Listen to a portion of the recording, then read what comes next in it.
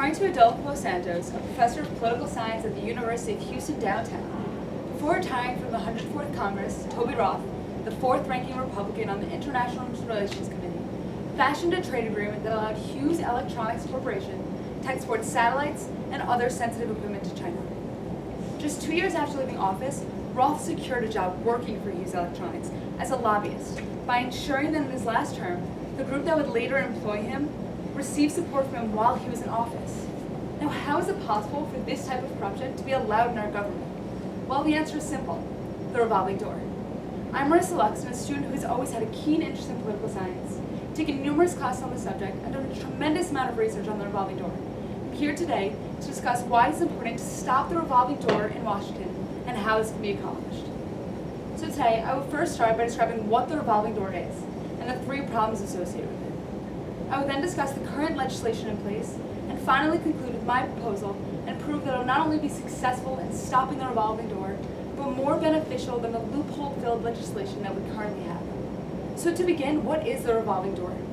According to Janos Bertok, the head of the Public Sector Integrity Division for the Organization for Economic Cooperation and Development, the revolving door is the movement of personnel between employment in the public and private sector. In other words, the revolving door is when legislators and regulators enter the private sector as lobbyists, working for corporations directly affected by this legislation and regulation. So now, what are the problems associated with the revolving door? Well, first, and most concerning, is that legislatures' decisions while serving in office may be biased if they hope to enter the private sector after leaving. In 2006, Santos said that to gain future employment after leaving the public sector, government officials may use their last term to reward those who may do them favors upon leaving office. And in other words, according to Chano Christian, a democracy visiting fellow at the Ash Center at Harvard Kennedy School, the promise of employment with the company after leaving Capitol Hill may induce aides to behave in ways that undermine Congress's ability to make laws that reflect the will of American people, rather than that of industry lobbies. But are American voters really going to want their congressional representatives serving at the will of large corporations just so they can obtain lucrative jobs after leaving office? Well, the answer is clearly no. A second problem with the revolving door is it allows lobbyists who are once government officials to have more access to policymakers once they are working on the other side of the fence. Due to former relationships and connections, in 1996, former governor of Oklahoma, David L. Bourne, says that lawmakers or staffers would have greater access to the policymakers than other lobbyists or groups, not to mention average citizens. Thus, this is a problem because it allows lobbyists and the groups that they work for to not only have more access to policymakers, but thus more access to shaping policy than the average American citizens. And therefore, Christian claims that the industries that employ these persons have an unfair advantage in shaping government policy.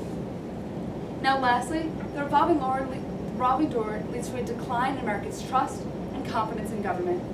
In 2010, Jordan Blaine's, Mirko Draka, and Christian von Rosen's, professors of economics, say that the existence of a disparity of access and influence over elected representatives creates ethical issues and perpetuates the impression that Washington is controlled by a tightly knit elite, thus undermining popular support for democratic institutions. And as a result, Christian says that the revolving door is an example of the sort of institutional corruption in our nation's capital that undermines public trust and confidence in government. So now, why do we need trust in government? Well, without it, there would be lower civic interest, lower voter turnout, social unrest, and in the worst case scenario, abandonment of our government. So what's the current legislation in place to try and combat this? Well, in 2008, former President Obama amended Section 207 of Title 18 U.S. Code to try and stop this problem. According to Jack Mescal of the Congressional Research Service, under this new amendment, there are a number of different requirements.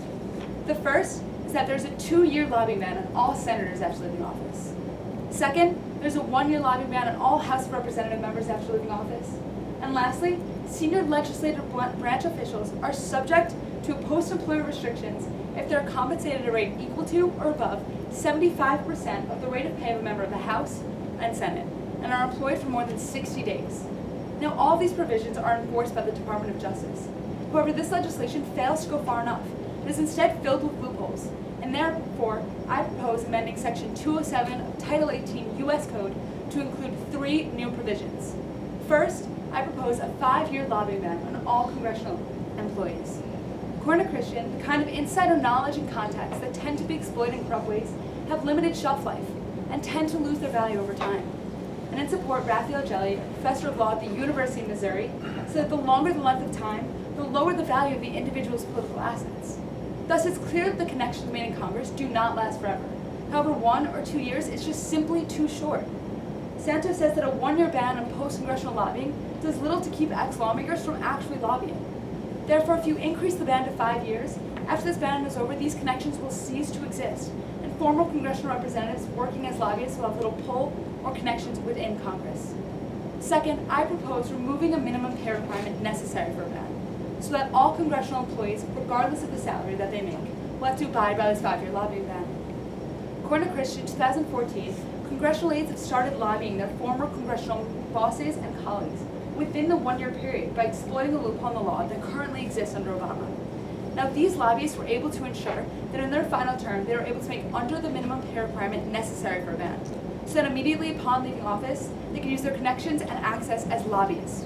Now, if you increase the ban for 5 years for all congressional employees, regardless of the salaries that they are making, we can eliminate this loophole that's created under the current law. Lastly, I propose redefining what makes a lobbyist to not only someone who's specifically registered as a lobbyist, which is what it is under the current law, but anyone who engages with lobbying groups and with lobbying activities. Santos states that under Obama's amendment, officials leaving government would wait out their ban by becoming consultants for major lobbying firms, providing advice to the firms that hire them on how to best approach certain members of Congress. By preventing these congressional representatives from not only directly lobbying, but performing coordinating, strategizing, and behind-the-scenes supervision of lobbying groups, we can ensure that no such lobbying will be taking place. Now, all of these provisions would also be enforced by the Department of Justice. And with less loopholes and more restrictions, if implemented, I know my plan will be successful, and here's why. In 2001, Jelly conducted an experiment in which he tested whether changing the restriction period from 1 to 5 years on cabinet members would decrease their political access when they entered the private sector. Now, this study showed that after changing the prohibition period from 1 to 5 years, the value of cabinet members' political assets to former clients was decreased, which in turn removed most, if not all, of the anticipated benefits based on political access. And in addition, after changing it to 5 years, all of the political gains from the revolving door were removed. Now, while this study was just shown on cabinet members, its huge success in stopping the revolving door shows that it could be implemented for congressional representatives as well. In addition, the opposition to stopping the revolving door is unjustified. According to Christian, proponents of the revolving door say that the interchange of skills and experience between the public and private sectors can prove mutually beneficial and provide benefits to society as a whole. However, this is not the case, as the negative consequences and corruption associated with the revolving door outweigh all of the potential benefits. And this is reinforced when Dieter Zinnerbauer of Transparency International, a global coalition against corruption, said that the revolving door is indeed a serious problem, and that its costs outweigh all of the benefits. So now I'm going to conclude my speech by recapping what we discussed today, and leave you all with something to think about. So today I told you about what the revolving door is and the 3 problems associated with it. 1, that legislators' decisions while serving in office may be biased if they hope to enter the private sector. 2, that lobbyists who are once government officials may have more access to policymakers. And 3, that there's a decline in trust and confidence in government. I then discussed the current legislation in place and proved that it was filled with loopholes. And finally, I proposed my new solution, which was to amend Section 207 of Title 18 U.S. Code to include 3 new provisions. 1, a 5-year lobby ban on all congressional employees. 2, removal of the minimum pay requirement necessary for a ban. And 3, redefining what makes a lobbyist. I then showed how Jelly's experiment proves that if implemented, my plan will be successful in not only stopping the revolving door, but restoring faith and confidence within our government. So now I want to leave you all with something to think about. Are we really just going to sit here and allow this corruption within our government to continue? Are we really just going to sit here and allow our congressional representatives to take advantage of us by refusing to stop the abuse and the corruption associated with the revolving door? Or are we, as not only American citizens living in this free and fair democracy, but as parents and future parents of American children, going to stop the corruption that is caused by the revolving door? Thank you.